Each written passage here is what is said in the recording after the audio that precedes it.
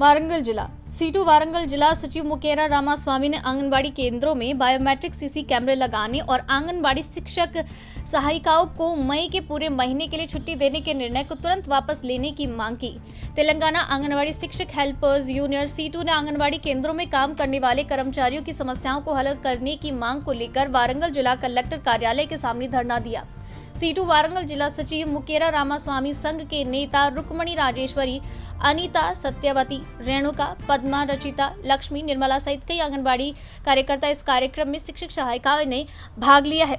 इस धरने पर मुकेरा रामास्वामी सहित आंगनबाड़ी शिक्षकों ने जमकर नारेबाजी की और कहा कि आंगनबाड़ी केंद्रों में बायोमेट्रिक सीसी कैमरे लगाने के निर्णय को तत्काल वापस लिया जाए और आंगनबाड़ी शिक्षक सहायिकाओं को संपूर्ण अवकाश दिया जाए।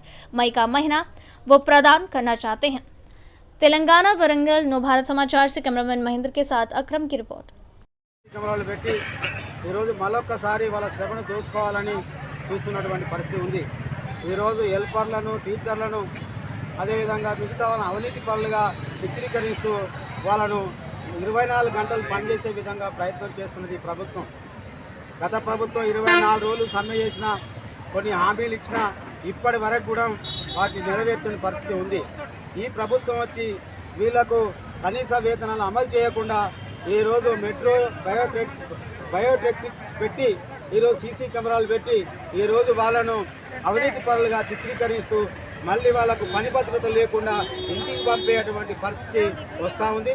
అందుకోసమే వాళ్లకు సెల్ ఫోన్లు ఇచ్చి ఈరోజు మొత్తం సెల్ ఫోన్లు మొత్తం యాప్ అంతా నిండిన తర్వాత పని చేయకుండా ఉన్నాయి. కాబట్టి వెంటనే ట్యాబ్ సిస్టమ్ పెట్టి ట్యాబులు అందజేయాలి. లేని పక్షంలో వాళ్ళకు ఉన్నటువంటి సెల్ ఫోన్లు అన్నీ కూడా అధికారులకు అప్పచెప్తాం. అదేవిధంగా వాళ్లకు ప్రభుత్వం తరపు నుంచి వాళ్ళకు శ్రమ తగ్గ ఫలితం ఇవ్వాలి. లేదా సుప్రీంకోర్టు తీర్పు ప్రకారంగా నెలకు 26,000 రూపాయలు ఇవ్వాలి. బోనసు, సర్వీసు, పని భద్రత కల్పించాలని సందర్భంగా కోరుతా ఉన్నాం, డిమాండ్ చేస్తా ఉన్నాం. అంగన్వాడీ సెంటర్లో సీసీ కెమెరాలు బయోమెట్రిక్ పెడతా ఉన్నారు. ఇప్పటికే 2 యాప్లు పెట్టి మమ్మల్ని తలకిందులు వేస్తున్నారు. ఆ యాప్లల్లో వచ్చి రాని ఆ రోజు 7వ తరగతి 10వ తరగతి చదువుకున్న వాళ్ళు ఉన్నారు. 30-40 ఏళ్ళ సర్వీస్ ఉన్న వాళ్ళు ఉన్నారు. దాన్నే కొట్టుకోలేక, కొట్టలేక, చేయలేక సతమతం అవుతున్నారు. ఇలా అన్ని ఆన్లైన్లో మేము వర్క్ చేసుకుంటూ ప్రభుత్వానికి మేము ప్రతి రిపోర్టు వెంటనే తెలియజేస్తున్నాం.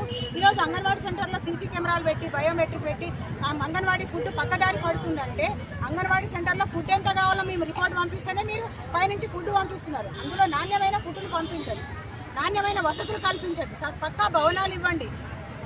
పిల్లలకు పడుకోవడానికి సాపలు లేవు, కూర్చోవడానికి కుర్చీలు లేవు, సరైన వంట పాత్రలు లేవు, వాళ్ళు మధ్యాహ్నం పడుకుంటే కరెంటు లేదు.